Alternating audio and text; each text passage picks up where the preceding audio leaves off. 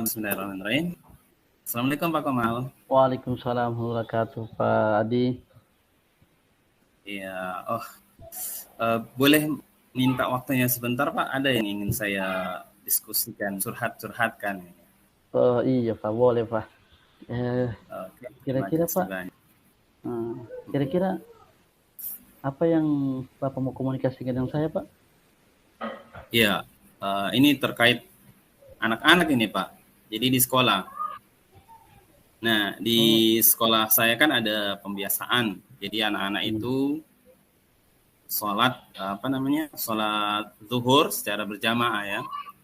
Tapi ada beberapa ya anak yang tidak mau ikut untuk sholat berjamaah. Lebih memilih lari dan pulang, tidak seperti teman-teman yang lain. Seperti itu Pak. Jadi kalau demikian yang Bapak sampaikan dengan saya ini tujuannya apa Pak? Tujuannya saya ingin bagaimana sih agar saya itu bisa mendapatkan ya mungkin strategi jitu ya yang bisa saya lakukan agar semua siswa itu dengan sadar ya tanpa ada paksaan atau hukuman untuk bisa sholat berjamaah di sekolah, karena sebagaimana salah satu elemen profil pelajar Pancasila kan itu beriman dan bertakwa serta berakhlak mulia. Ya, jadi seperti itu Pak. Iya. Jadi itu apa penyebabnya Pak sehingga anak-anak itu sering tidak sholat berjamaah Pak? Kalau penyebabnya ada beberapa sih.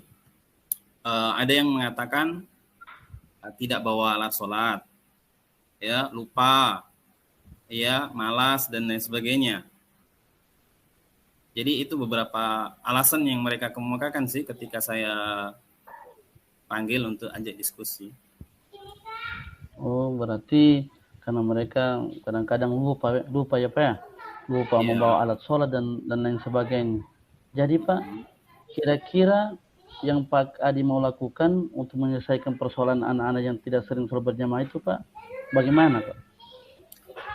Iya, sempat sih terpikir ya, kalau yang selama ini yang tidak bawa alat sholat itu saya tetap suruh menunggu ya, jadi menunggu temannya selesai sholat baru mereka minjam alat sholat temannya ya. Nah setelah itu kan setelah sholat pasti ada pembinaan kayak tahsinul qiraah ya, jadi ada kegiatan-kegiatan lain selain daripada sholat tersebut. Nah ketika anak yang tidak membawa alat sholat ini ya meminjam alat sholat dari temannya, otomatis kan program itu agak sedikit terhambat ya. Jadi agak sedikit terhambat karena harus menunggu lagi anak yang tidak membawa alat sholat tadi untuk sholat setelah meminjam alat sholat dari temannya. Oh iya.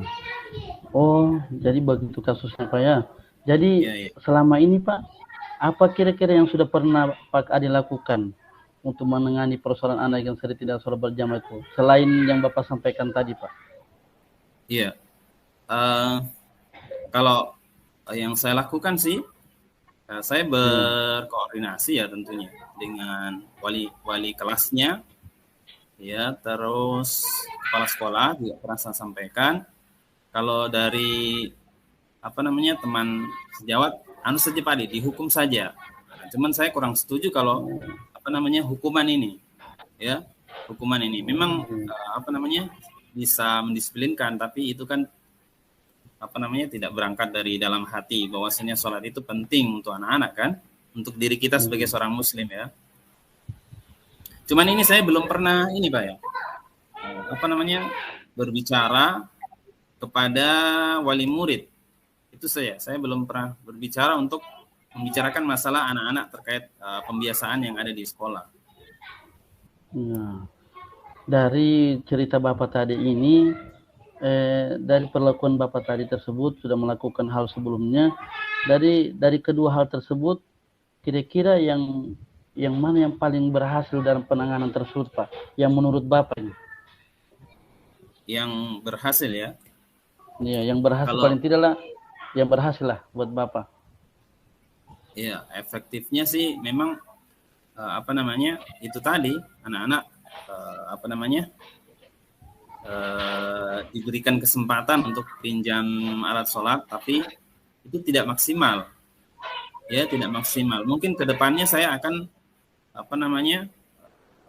berdialog ya, berdiskusi mungkin dengan wali murid yang anak-anaknya sedikit yang tidak mau sholat itu ya, atau sering lupa, untuk agar orang tua itu selalu mengingatkan untuk membawa peralatan sholatnya. Jadi setelah Bapak melakukan diskusi dengan orang tua itu Pak, respon orang tua tersebut bagaimana terhadap apa yang Bapak sampaikan itu? Iya, kalau diskusi ini kan memang pernah saya lakukan, artinya bincang-bincang dengan beberapa wali murid ya, tapi tidak semua ya, tidak semua wali murid yang anaknya tadi itu tidak membawa alat sholat ya.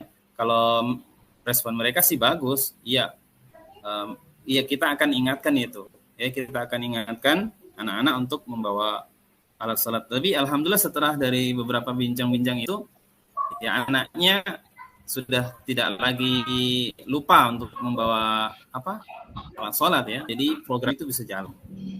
Oh, jadi berarti Bapak telah berbincang-bincang dengan orang tuanya Pak ya. Jadi setelah Bapak berbincang dengan orang tuanya, berarti Bapak sudah dapat mengetahui berarti langkah-langkah Bapak itu seperti apa ke depannya setelah melakukan diskusi dengan orang tua ini.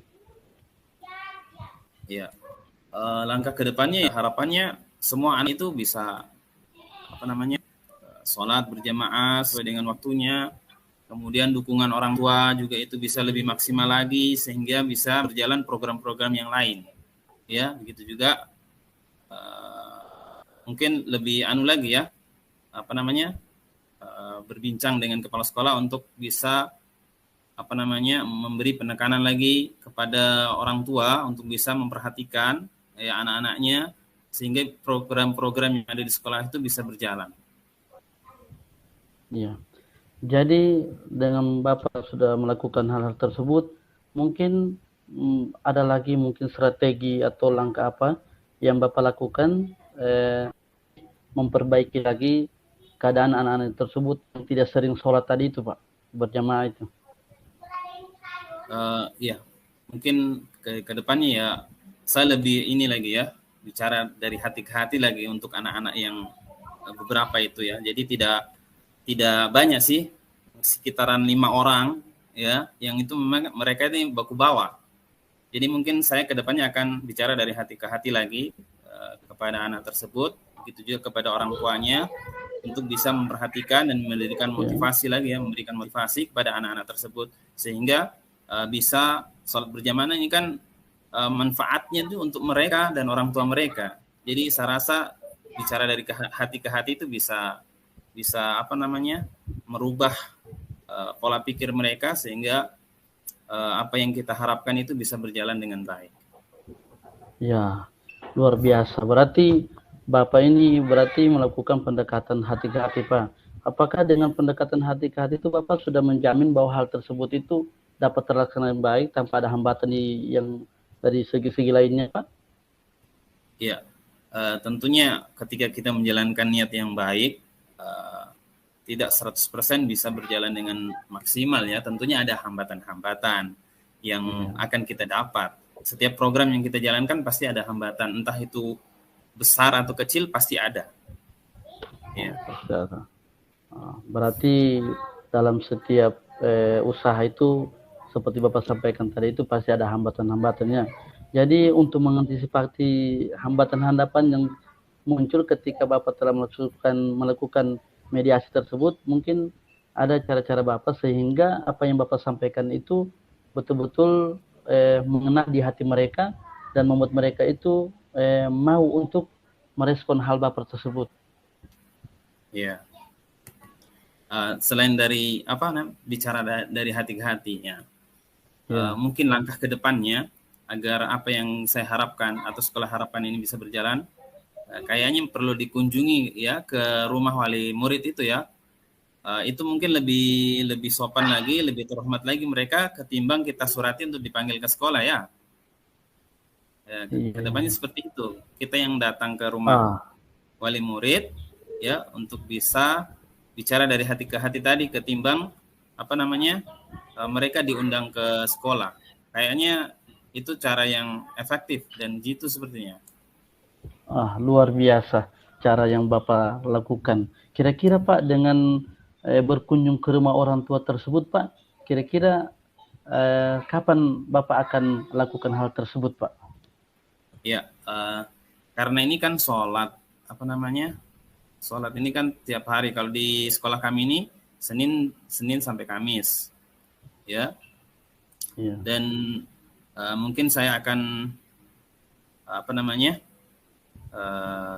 berkunjung ke rumah-rumah ya pekan depan ya, supaya saya bisa mempersiapkan segalanya. Kalau saya hari ini langsung ke rumah mungkin khawatirnya momennya kurang tepat ya, situasinya tidak mendukung ya. Jadi mungkin sebelumnya saya akan menyampaikan ke anak-anak bahwasanya saya akan berkunjung ke rumahnya minggu depan. Jadi orang tua akan lebih siap lagi. Ya, jadi minggu depan rencananya saya akan lakukan itu. Jadi dalam membantu Bapak untuk berkunjung ke rumah orang tua murid itu, siapa saja yang Bapak libatkan dalam hal tersebut agar apa yang Bapak lakukan itu dapat terlaksana dengan baik, Pak? Tentunya saya akan melibatkan kepala sekolah ya. Tetap kepala sekolah itu sebagai orang yang kita kita muliakan, kita utamakan ya, karena kita pimpinan mereka adalah pimpinan kita. Jadi otomatis saya akan melibatkan kepala sekolah. Itu juga wali-wali kelasnya, wali-wali kelas anak-anak yang bermasalah. Karena di situ mungkin ada informasi-informasi lain ya yang bisa disampaikan ke wali murid tersebut. Ya, jadi saya akan melibatkan kepala sekolah dan rekan guru. Luar biasa, mantap ini Pak Adi, luar biasa, mantap pekerjaan. Tambah banyak lagi pekerjaan yang dilakukan. Jadi Pak Adi, apakah dengan Bapak berkonsultasi dengan kepala sekolah itu, bagaimana respon dan tanggapan kepala sekolah terhadap apa yang Bapak lakukan di minggu depan itu Pak? Iya, saya rasa kepala sekolah akan sangat senang ya, karena program sekolah itu bisa jalan ya, karena ujung-ujungnya itu tetap efeknya ke pemangku kebijakan. Ketika kita orang yang diatur tidak menjalankan program dengan baik, itu efeknya kan ke atasan juga. Tapi kalau kita menjalankan program dengan baik, pasti efeknya juga kepada kepala sekolah. Nah, insya Allah kalau saya melihat beliau akan mendukung apa yang akan saya lakukan. Berarti Bapak yakinnya bahwa dengan komunikasi dengan kepala sekolah dan rekan sejawat itu dapat membuat program yang Bapak inginkan itu dapat tercapai dengan baik Pak ya? Iya, betul sekali. Ya. Berarti Pak, tindakan yang Bapak lakukan setelah berkunjung ke rumah orang tua nanti itu, apakah Bapak mempunyai langkah-langkah tersendiri untuk menyusun hal tersebut sehingga apa yang Bapak lakukan nanti di sana itu dapat termuat dalam suatu kebijakan yang membuat persoalan tersebut itu dapat terselesaikan dengan baik. Mungkin dengan cara apa Bapak melakukan sehingga ketika Bapak berkunjung sudah dapat izin dari kepala sekolah, sehingga program yang Bapak sampaikan itu kepada orang tua dapat mengena di hati mereka dan mereka mau melakukan hal tersebut. Kira-kira kiat-kiat apa yang Bapak lakukan sehingga Bapak berkunjung nanti di minggu depan itu, apa yang Bapak harapkan itu dapat terwujudkan? Iya, kalau kiat-kiat tadi ya otomatis kita akan menjaga komunikasi kita dengan baik ya, memberikan rasa hormat kepada kepala sekolah ya, tentunya meminta juga arahan-arahan beliau kira-kira apa saja yang bisa saya lakukan, karena otomatis seorang kepala sekolah kan pasti banyak asam garam ya, biasa menghadapi situasi dan kondisi yang berbeda-beda. Nah, tentunya sudah banyak pengalaman yang berhubungan dengan wali murid ya, soal kunjung-mengunjung itu pasti mereka punya pengalaman yang itu bisa saya jadikan patokan-patokan untuk aksi saya bisa bersilaturahmi ke rumah-rumah wali murid. Ya, sangat luar biasa percakapan kita pada hari ini, Pak Adi. Saya yakin dengan apa yang Pak Adi lakukan itu, saya sangat mendukung program daripada apa yang Pak Adi sampaikan. Semoga niat baik Bapak itu dapat terwujudkan, dan mungkin Pak dengan pertemuan coaching hari ini Pak dapat memberikan gambaran terutama apa yang Bapak sampaikan tadi, solusi dari Bapak sampaikan tadi, mudah-mudahan tercapai dengan baik. Untuk itu amin. Kami akhiri percakapan kami pada hari ini, yaitu tentang coaching bersama Koci. Terima kasih banyak Pak Koci, Pak Adi. Semoga sukses selalu. Justru saya yang banyak terima kasih nih Pak, karena dari diskusi tadi dengan pertanyaan-pertanyaan yang Bapak ajukan tadi membuka wawasan saya bertambah. Oke Pak Adi, Assalamualaikum warahmatullahi wabarakatuh.